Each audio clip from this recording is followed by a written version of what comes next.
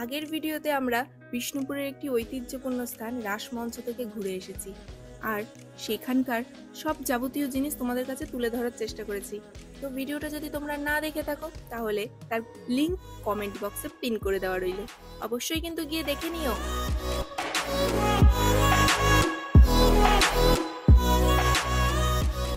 তো তোমরা সামনে একটা জিনিস দেখতে পাচ্ছ, এর নামটা এবং এর সম্পর্কে বিস্তারিত তথ্য আমরা ভিডিও শেষে বলবো। অবশ্যই ভিডিওটা কিন্তু দেখতে থেকো, ভিডিওটা একদমই স্কিপ করো না। তো আমরা সামনের দিকে এগিয়ে যাচ্ছি, কারণ সামনের যা জিনিস আছে সেগুলো আমরা আগে ঘুরে আসি, তারপরে তোমাদেরকে এটা দেখাবো।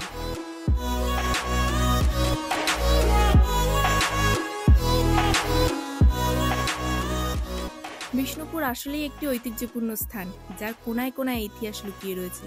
তো তোমরা কারা কারা বিষ্ণুপুর ঘুরে এসছো অবশ্যই কমেন্টে জানিও, আর যারা এখনো যাওনি আমার অনুরোধ রইল যে তারা অবশ্যই একবার গিয়ে ঘুরে এসো, নিশ্চয়ই ভালো লাগবে। তো আমরা আমাদের পরবর্তী স্থানে চলে এসেছি, চলো এবার যাওয়া যাক। তো রাস্তার পাশে যে দোকানগুলো তোমরা দেখতে পাচ্ছ, এই দোকানগুলো কিন্তু অস্থায়ী দোকান, স্থায়ী দোকান না।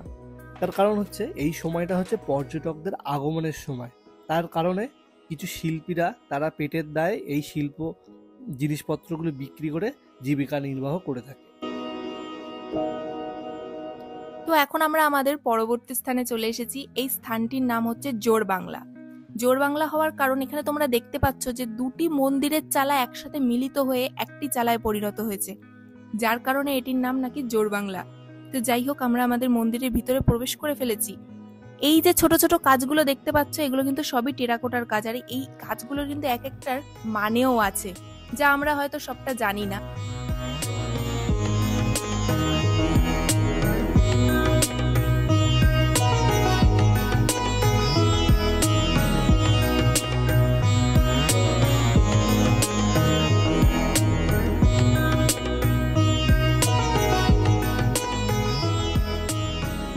এখানেও কিন্তু ভিডিও করার অনেক নিষেধাজ্ঞা ছিল, ভিডিও করতে দেবে না এক প্রকার, তাও আমরা লুকিয়ে চুরিয়ে এখান থেকে ছোট ছোট ক্লিপ নিয়ে নিয়েছি শুধুমাত্র তোমাদের সাথে ভিডিওটি শেয়ার করব বলে। এখানে আমরা অনেক কিছু বলেছিলাম, কিন্তু তার মধ্যে তো সবকিছু নেওয়া সম্ভব হয়নি। কিন্তু এটুকু মনে আছে যে আমাকে ক্রিকেটার সঞ্জু স্যামসনের মতো দেখতে লাগছে এই লুকটা, তো বেশ আমার গর্বেরই মনে হচ্ছিল। এখানে শুধু কিন্তু আমরা ভিডিও ক্লিপই নিইনি, আমরা কিন্তু অনেক ছবিও তুলেছি সুন্দর সুন্দর, যা তোমরা ইনস্টাগ্রাম বা আমাদের ফেসবুক চ্যানেলেও দেখতে পাবে। ধীরে ধীরে আমরা জোড়বাংলা থেকে বেরিয়ে গিয়ে সামনের দিকে এগিয়ে যাচ্ছি, না কোথায়, রাধাশ্যাম মন্দিরের দিকে।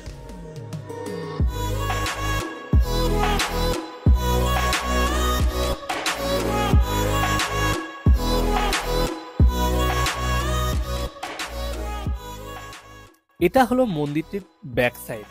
তো আমরা ধীরে ধীরে এগিয়ে যাচ্ছিলাম, কারণ এখানে একটা গেট আছে। ছোটবেলায় যখন আমি মাসির বাড়িতে ঘুরতে আসতাম দাদার সঙ্গে, আমি কিন্তু এই গেট দিয়েও মন্দিরটিতে প্রবেশ করেছি। তো এখন দেখলাম গেটটি বন্ধ রয়েছে, তাই জন্য আমাদেরকে সামনের দিকে ঘুরে ঘুরে মন্দিরের ভেতরে প্রবেশ করতে হবে। তো তোমরা যে এই যে জায়গা ফুল গাছটা দেখছো, এখান থেকে কিন্তু মন্দিরটি খুব সুন্দর লাগছিল, তার জন্য সঞ্জিতা আমাকে বললো যে একটা ছবি তুলে দিতে।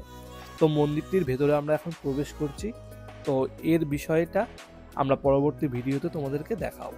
তো ভালো লাগলে একটা লাইক, কমেন্ট, শেয়ার আর চ্যানেলটা অবশ্যই সাবস্ক্রাইব করে রেখে দিও। Bye bye.